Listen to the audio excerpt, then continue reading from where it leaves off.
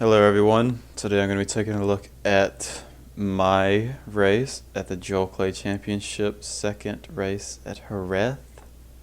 It just wrapped up.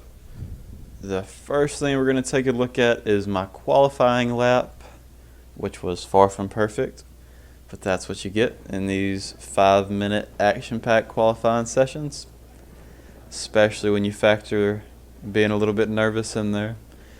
I had 3.5 laps worth of fuel to the bike because that's what's needed to do a full lap on map 2 on one of these Moto2 bikes around here. And right off the bat, I make a mistake into the final turn, which is never good. You want to have a perfect turn leading you into your lap, but with 5 minutes, I was just going to work with whatever I had for this lap. And I just got in here a little too hot and missed my turn-in point, and I do a little bit of a wheelie on the way out, but I just ran with it. I was going to try to make it work. I round turn 2 pretty nicely, just barely touched the paint for turn 3, all the way to the outside for 4, and then all the way back to the inside, just barely touched the paint. 23.89 through the first sector. It's about 2/10 off what I would have liked to have done around this turn in third, drive out in fourth for a good run down the hill. And slam on the brakes all the way down into first gear to get the bike turned, but I drive out of the turn in second, up into third. I actually went into fifth right here. I usually only go into fourth gear for that corner, but in the moment I went into fifth in that corner. So now coming up to turn 10, down into second, drive out in second. I go up into third to enter turn 11 and out. I just think the bike drives out happier like that. Leave it in fourth gear, barely touch the brakes through this turn.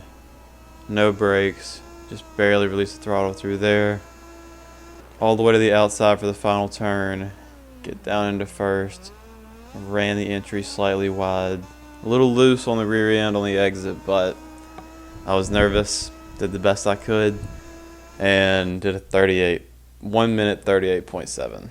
Not the worst lap, not the best lap, but I ended up qualifying 5th with that lap.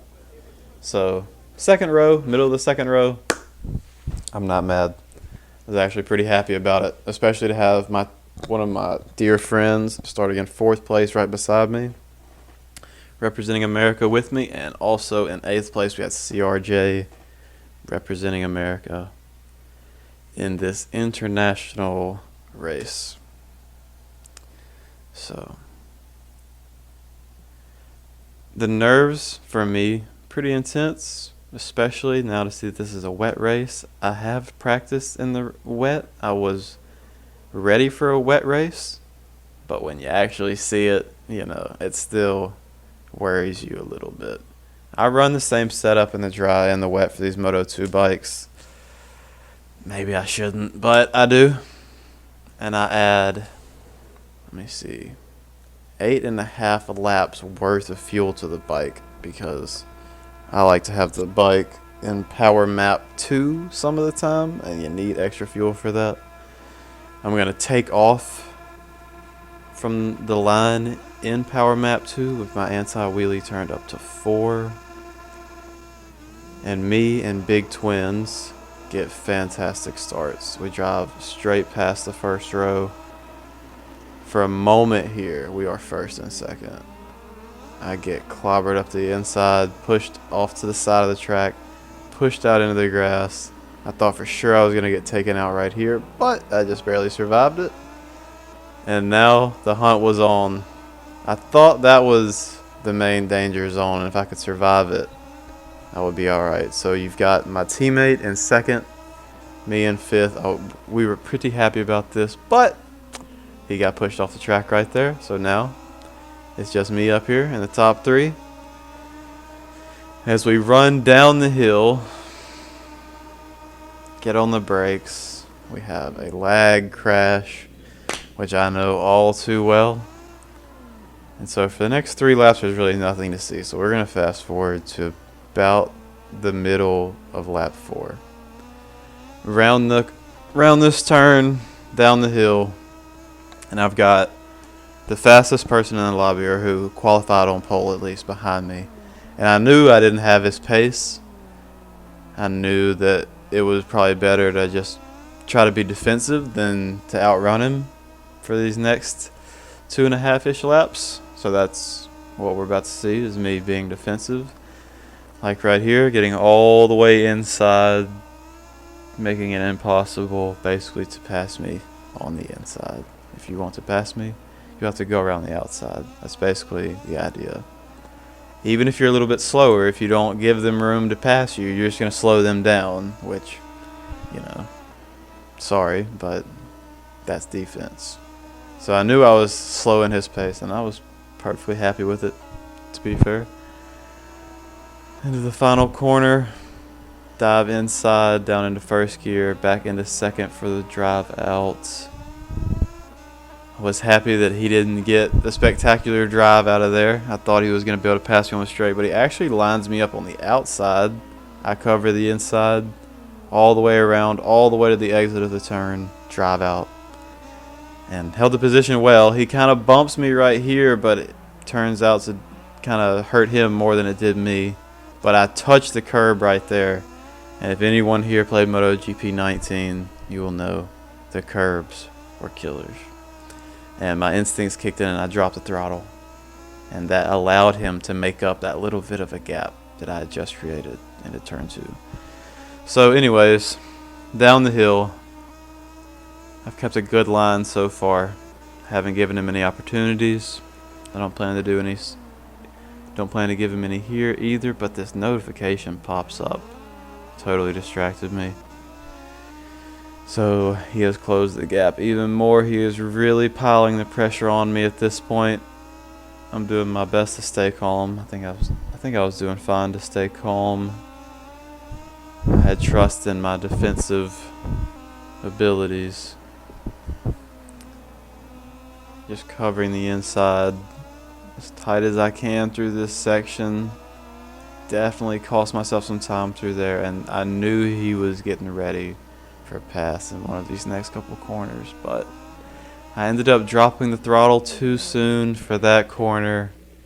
Turned in too early, hit the curb, and paid for it. So did it to myself, but we're gonna watch this last lap. I have a bit of a fascination with last laps. I think they're the most interesting to analyze. I think it says a lot about the person, how they run on the last lap, especially after a race like this. But if you see the person directly in front of me, he has tucked the front. I go, I guess you would say, up the inside, pass him. I know I've got him behind me, but I was comfortable with the gap. So right here, I'm just being conservative with my gearing, trying to be smooth with the throttle. I almost made a mistake and got on the grass right there because I'm fighting with low grip levels on the rear tire. But managed to keep it on the track. Through here, I'm thinking, just keep it on the track. Yeah, I knew I didn't have to be Jorge Lorenzo through here, but I just wanted to be safe. Same story through here. I don't even go down to first gear to round this turn. Did not want to risk it with the degrading rear tire. Smooth through here in fourth gear, smooth throttle inputs, down into third gear. Really just trying to run a good line, which I did run that turn wide, but through here back down to second. I feel like I've pretty much got it wrapped up at this point, but I cannot relax at all. If you relax with this lobby, anybody will pass you. You know, if you give anybody at this level an opportunity to pass you, they will do it. So I get this turn much better this time. It's always scary going through a sector where you just crashed, but I managed to squeak through there quite cleanly, beautifully around the last turn, drive out, and that is basically the end. And it wasn't the race I hoped for. I knew that being crashed on the first lap was a very real possibility. for the first 3 laps after I got crashed. I was a bit demoralized. I was just kind of shaking my head, thinking what could have been, but what's important in these races is that you keep going and that you never ease up. But so the final results, everyone, the people I'm looking at, 4th place, 6th place, the Americans.